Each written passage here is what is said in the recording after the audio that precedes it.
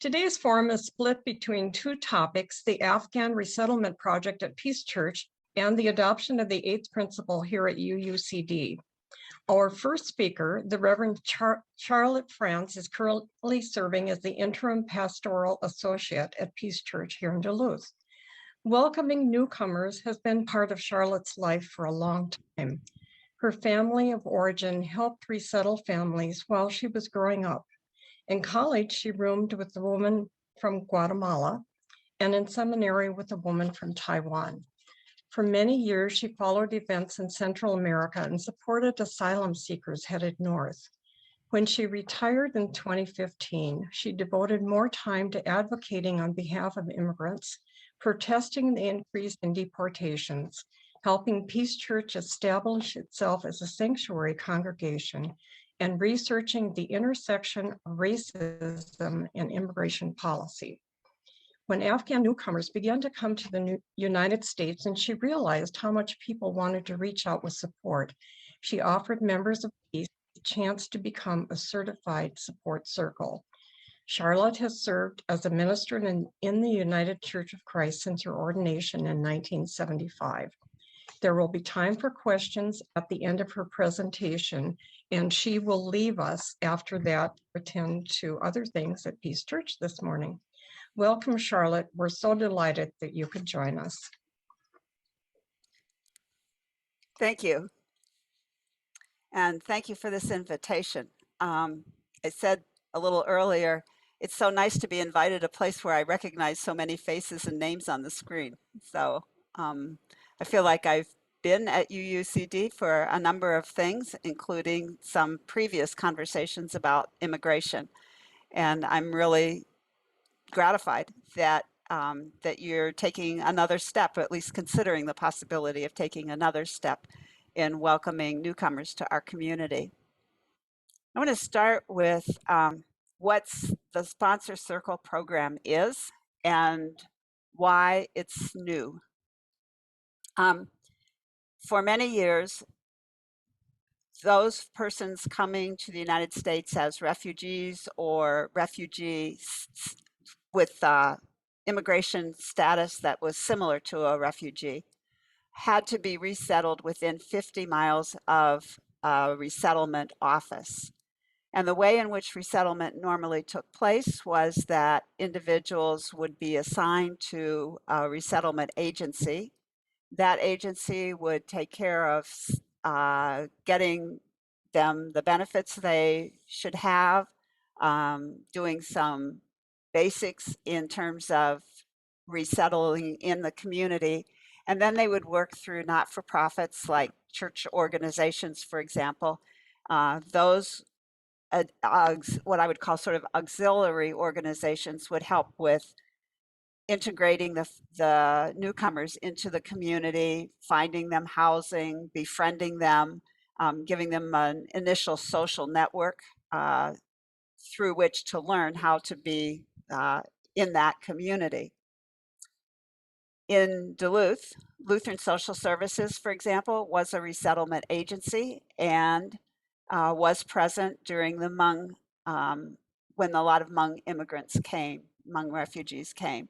So that's why we had a number of newcomers at that time.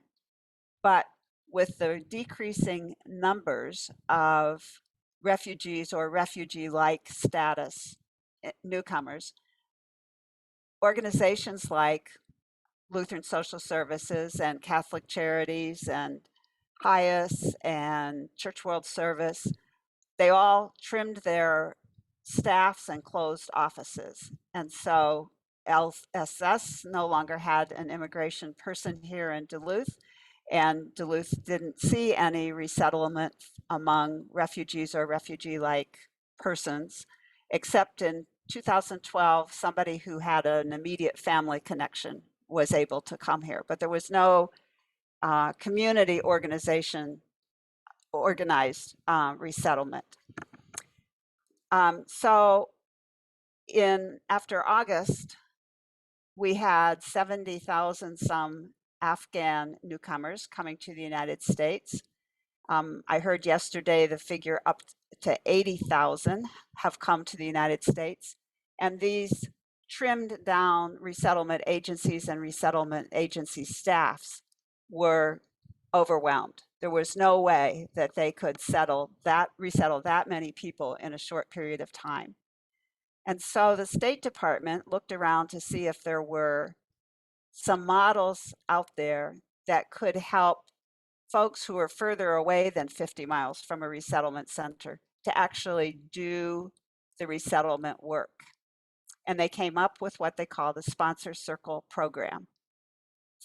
In sponsor circles, a group of private citizens can band together to do the kind of work that otherwise would be done by a resettlement agency in cooperation with not-for-profits in their community. With the Sponsor Circle program, you have to have a minimum of 5 persons to actually sign on the bottom line. I think our experience tells us that 10 or 12 is a more necessary number just because of the amount of work that's involved in helping with resettlement. But there's space on the application for 5 names, and you have to have those. You have to research your community and figure out where you have the networks that are going to help with things like meeting educational needs, meeting English language needs, meeting employment needs, meeting housing needs, all those things that would be required for people who come with almost nothing to become independent, fully functioning members of a community.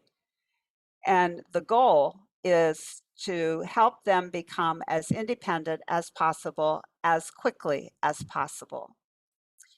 The required sign-on time is 3 months. None of us think that's adequate. And so in our circle, I think we've individually made the commitment to stick with this a minimum of 6 months, knowing that some of the bridges that we build, the friendships we make, are going to last far beyond that. You have to raise money because we have to provide the equivalent of what newcomers would receive in welcome money if they were being resettled by an agency. And that amount comes to about $2,300 per person. Again, we felt that that was far inadequate. And so we created what we thought was a reasonable budget to help support them for 3 months. We made the decision that we wanted to bring 4 individuals because we felt that it was actually unethical to try to bring 1 or 2 persons into a community where we don't have Afghans, we don't have Afghan diaspora here. We needed them to be a small community support for each other. And so that's why we chose the number 4. We thought that was manageable, but it would give any individual within that group some support beyond what emotional support that's beyond what we Americans could give them. So we settled on the number 4. Sponsor circles can specify we want 2 people, we want 4 people, we want a family of 10. And then you have to raise the amount of money that's required to have that number of persons, and you have to have 60% of it in the bank before you even submit your application. So when we did our budgeting, we came up with a figure something close to 13,000 is what we thought we would need. And the community has been extremely generous. We have already raised 17,000, so that gives us a little more wiggle room than we might have had otherwise. Here's the pitch. If you want to contribute to that, you can certainly make a contribution to Peace UCC and just put in the memo line or on the drop-down menu on the website, Afghan Resettlement Fund, and it'll go toward the living costs of these particular women. But if you're really serious about starting your own circle, you also might want to put some seed money into an account. So I just want to put that out there, that there are a variety of ways to be helpful. So we started this in November.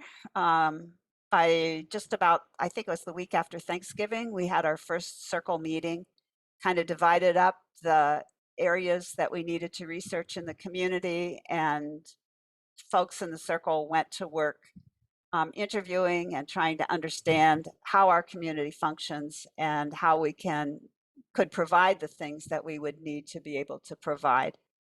When we looked at Duluth and thought about the question, what sort of refugee would probably be able to resettle here with some degree of success, we looked at the amount of educational institutions that we had, partly because we were aware of a number of young women whose education was interrupted in Afghanistan, and partly, I see it, and partly because we thought that's one of the places, those institutions all have set in place ways of responding to and caring for folks from foreign nationals, folks from other places who come to Duluth.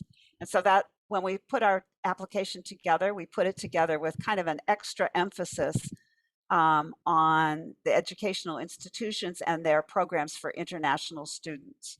And we had some folks from those institutions that that we talked to and were willing to work with us, and were willing to try to figure out how to make their institutions particularly attractive to Afghan newcomers. And so 4 young women actually arrived Valentine's night at the airport, and it's been a ride ever since. They're wonderful, they're warm, they're hospitable, they are extremely smart. And it's been our pleasure to work with them and help find them housing. Yesterday was a really big day because they moved from temporary housing at McCabe to a house recently rehabbed, like up until Friday, it was still being rehabbed here on the hillside. And UUCD has been really generous with the materials that you collected for your rummage sale, and let the women go through and find all kinds of treasures, which we hauled back to the house yesterday. I'm going to stop there so that you have at least a few minutes for questions.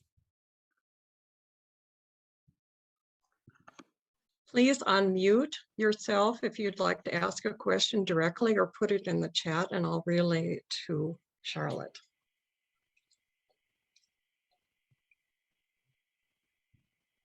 And just as a quick aside, the Faith in Action newsletter is going to be published tomorrow, and it will include an invitation to a brainstorming meeting later this week, time still to be determined, to discuss the potential of creating another sponsorship circle. And that might be a combination of members from more than one church.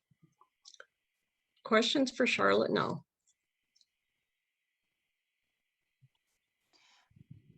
This Kathy Helter, have you gotten any pushback from anybody about this? I'm hoping not, but let us know.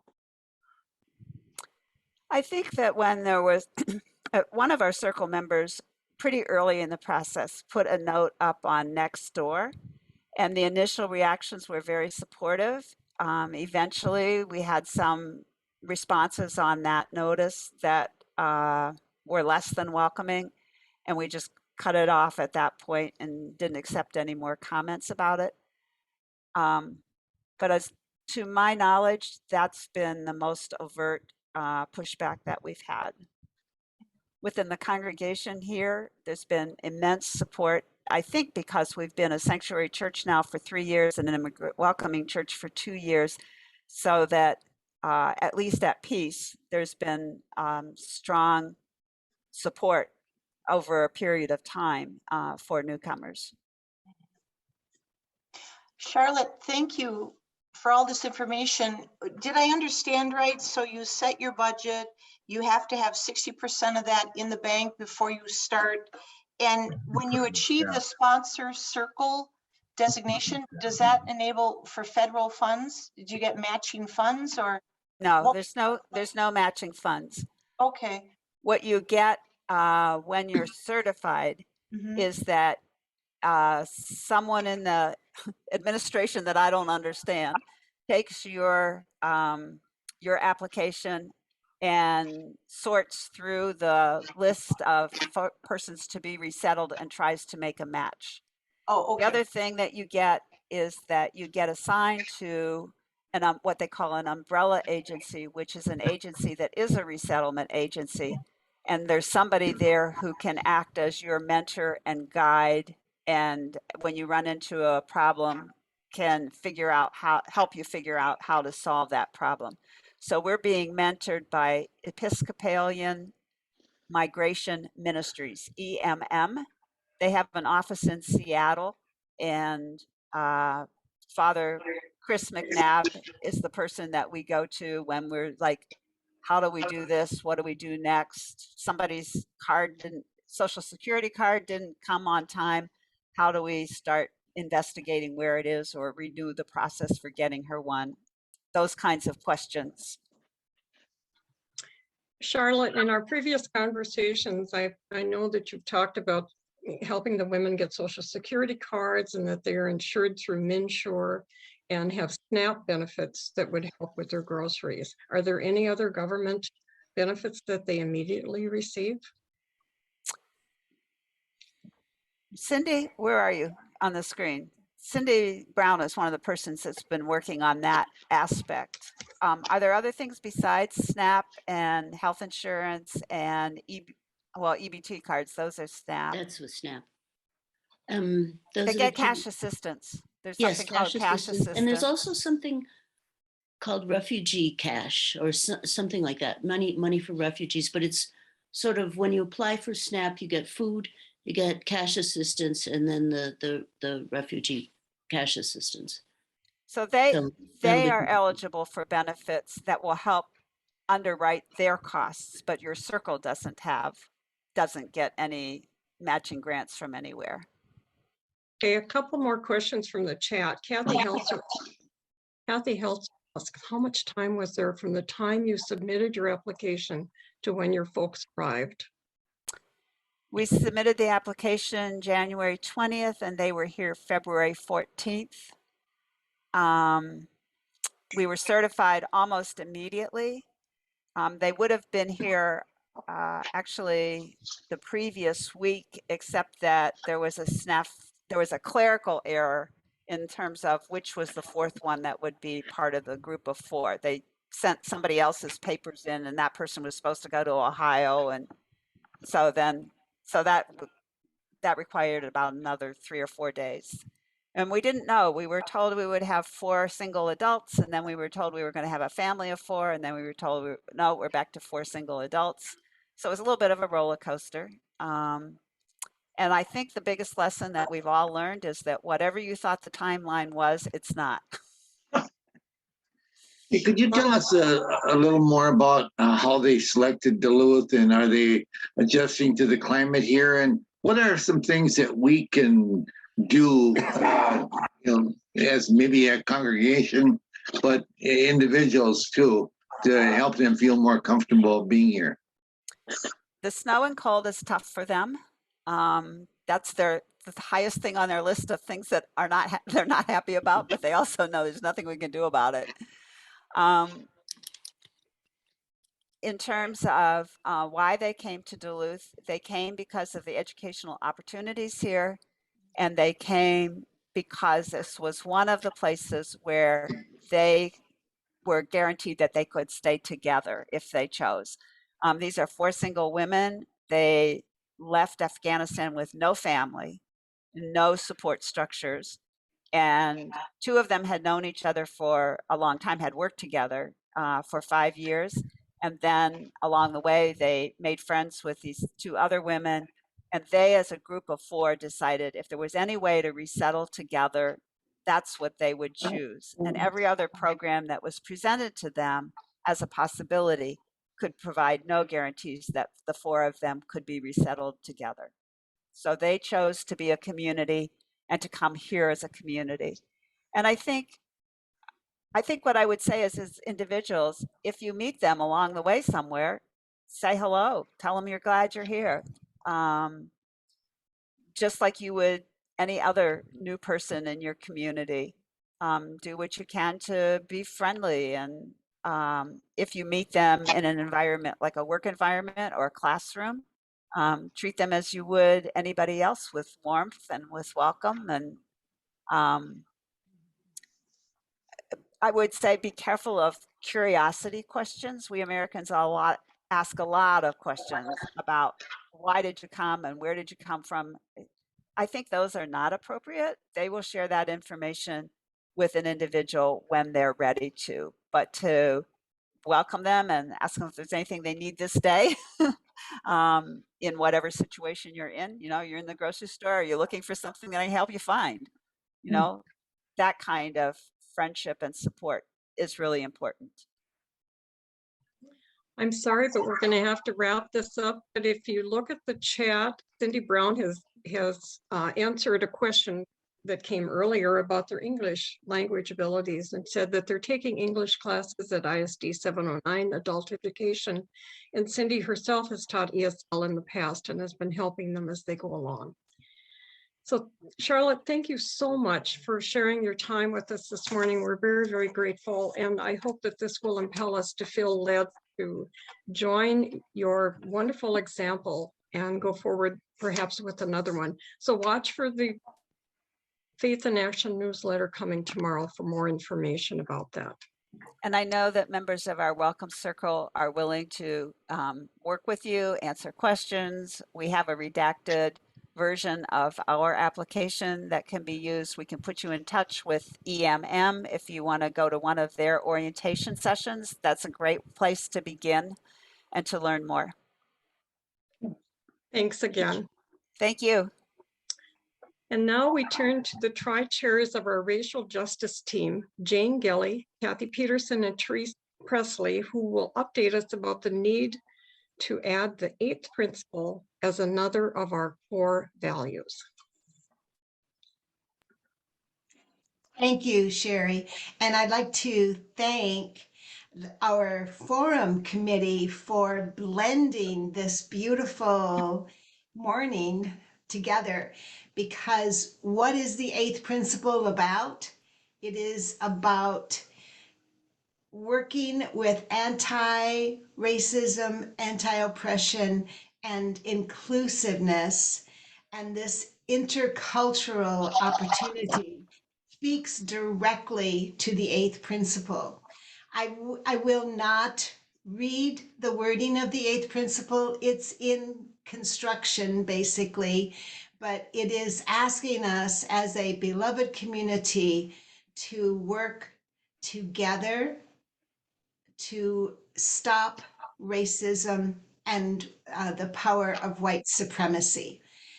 So in order for us to do that, one of the steps is to actually embrace the proposed 8th principle, as about 100 other congregations, churches, fellowships have done across the country, and adopt it and let that be our guide.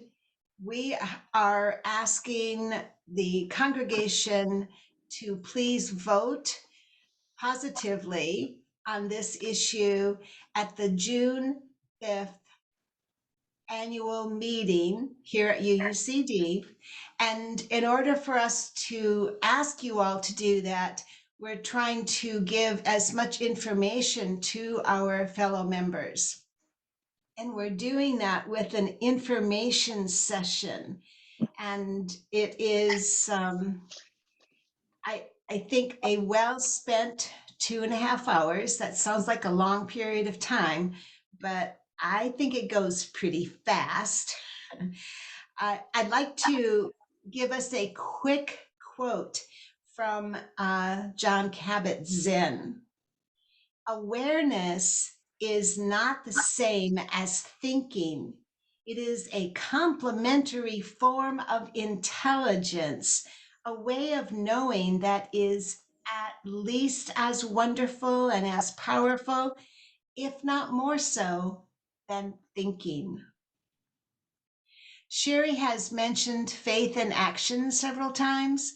For those of you who might not have that whole connection together, I use that word on purpose because it's like an addendum report to our Connect. As far as Sherry's part in this, She is putting together information from all of our social justice teams and sending it out to us again as an addendum to the Connect. And it's full of action, thus faith in action. And we're trying to build awareness, and I think it's working. You recall the 2 services we had recently on the 1619 project? Very powerful in my mind. The Jim Bear Jacobs Forum and service about Indigenous history, we did that back in November. The study of Black history during our February services. The magnificent Carolyn Olson art in our sanctuary. The Faith in Action newsletters and videos. We've sent out videos of late as well. There are a few of us who are working with the NAACP High School Mentorship. Mary Garnis and Tom Betts are among that number. Obviously, this fabulous intercultural opportunity with Peace Church and the Afghan refugees.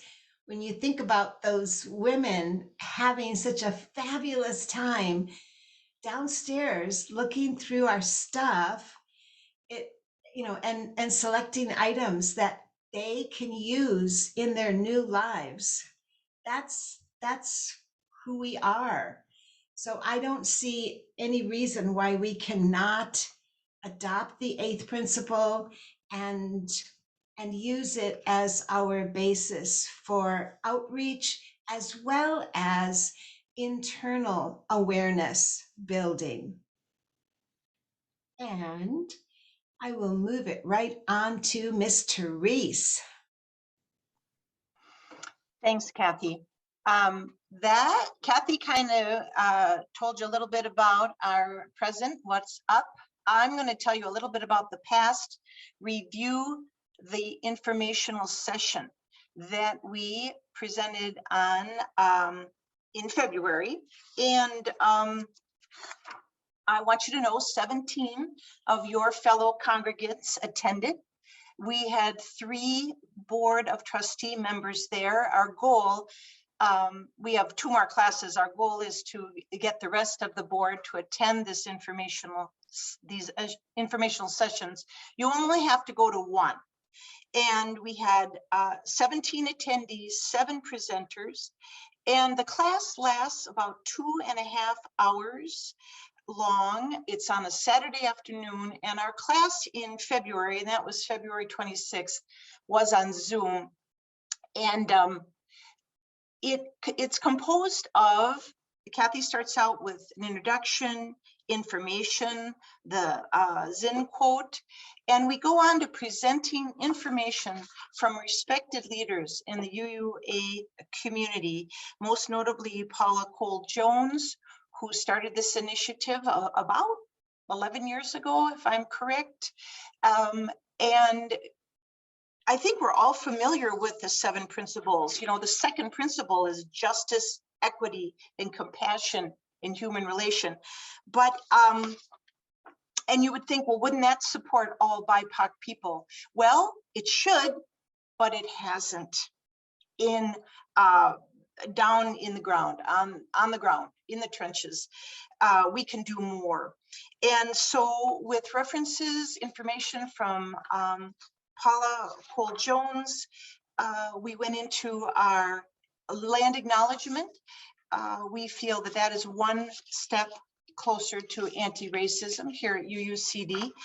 And we have a short meditation, a breathing exercise to focus. And then we broke into small groups to talk about where are we at, or how did we learn about racism in our lives. We're not going to tell you that you're racist, but it's just an opportunity to explore how we as individuals got where we are. Just so you know, this is a short, small group. It is not recorded if people, our group in February did not want to be recorded. So it was not recorded, or we'd offer you the an opportunity to take the class virtually, but no can do. So the small group discussion, we talk about how we ended up where we are, and based on what we know, the 1619 project information, our information from Reverend Jim Bear. Then we go into, we built a covenant so that our discussions would be respectful. Nobody's opinion would be disregarded. And then more information regarding white privilege. And we show a short video by Dr. Robin DiAngelo, who, I don't know if you're familiar with the book, White Fragility, but oh man, this video really gets you to dig a little deeper, and how racism unknowingly has been perpetuated, even in welcoming circles like at UUCB, or it just permeates our culture. And we are revising the next class a little bit and having a discussion group after that video, because we thought it was so powerful. I think I have one more minute here, if anybody's watching the clock. Again, we're going to modify the class a little bit, and Jane Gilly is up next. She will talk about the dates and our plans for that. And all I want to say is I got good feedback from the participants that I spoke to. They felt it was helpful, and there was just people in our class who said, what's going on, and what are you talking about when you're saying eighth principle? So I felt it's very worthwhile, and encourage you. This is a blatant commercial to attend our class in March or April. You just have to attend one session. And I'm handing it over to Jane. Thank you. So the dates are March 19th, which is this Saturday, and then again on April 23rd, also a Saturday. They are hybrid classes, I believe. So you can choose to attend in person or on Zoom, which is different than the first. The first was all on Zoom, but we're going to offer the opportunity to do both depending upon what you're most comfortable with. So I also urge you to attend. I think it's very helpful, and will put you in a good spot for our annual meeting on June 5th, when we actually will take the a vote at the congregational meeting as to whether we're a congregation that wants to adopt the eighth principle or not. In addition, Therese Presley, Ann Freiberger, and I are delegates to the General Assembly later on in June.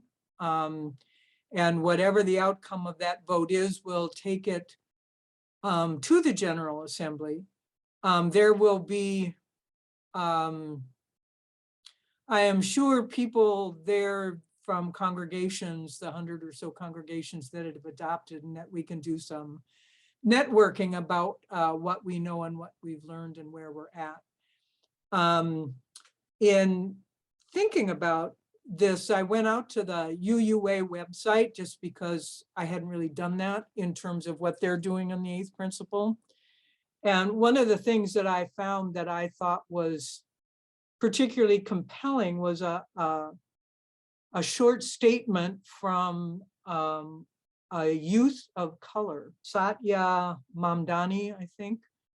And what she said in a nutshell is that when the word that comes to mind when she thinks about the eighth principle is inheritance. And I thought that was just such a lovely idea, that what we have the opportunity to do is provide that as a something we could do for our future generations, as adding that principle. And as a youth of color, that was very meaningful to her. There is currently a, I'm gonna, sorry, check my stuff here.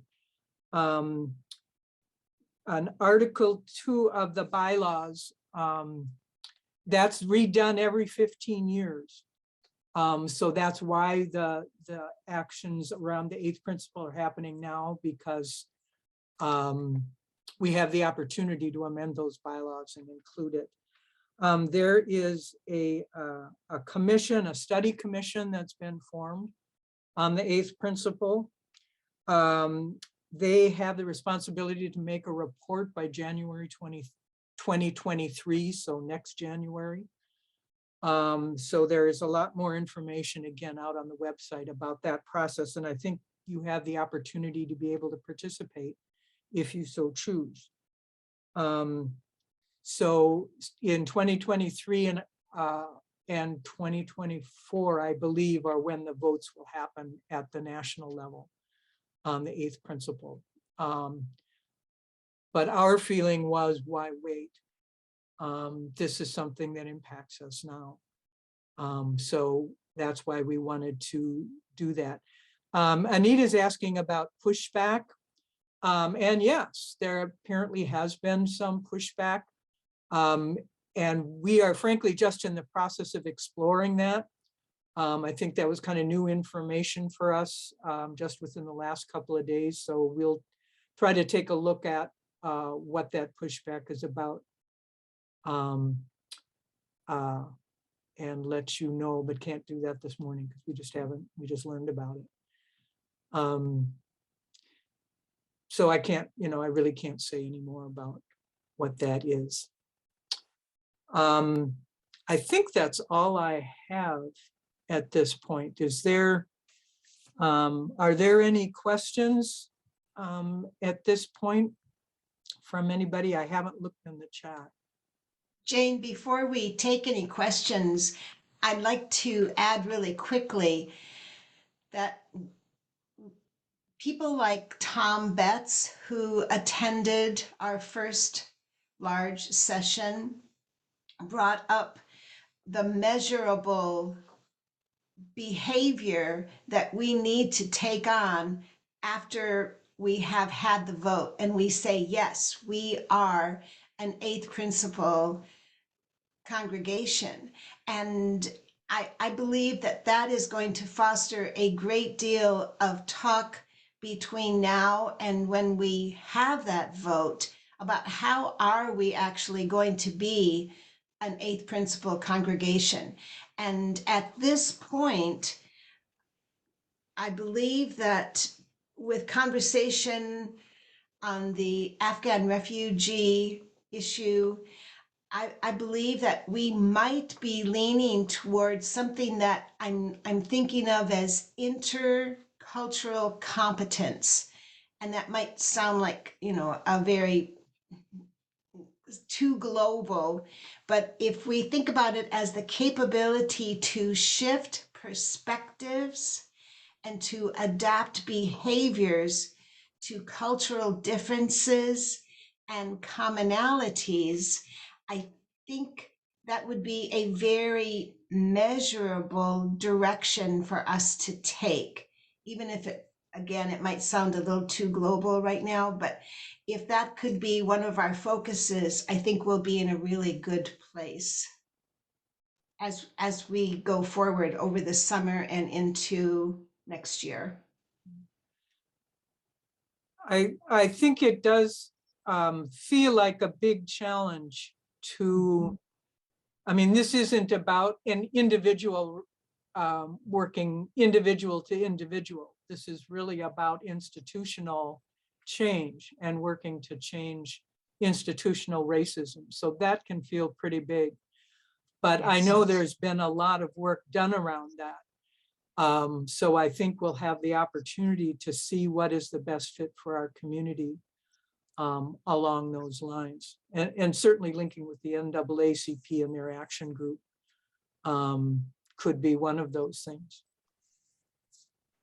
But I think we do need to hold ourselves accountable And the principle talks about that we need to hold ourselves accountable for that. Yeah, institution, Giger.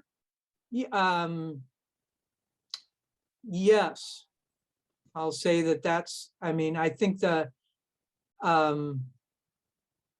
UUCD as an institution needs to take action. The Racial Justice Committee as a collective can take action. I think it will stretch us to think about some of that. I'll toss out something just for the heck of it. We're in the midst of setting our budget. What about the idea of paying reparations? That was suggested by Jim Bear Jacob. That would be a congregational action. So any other questions out there?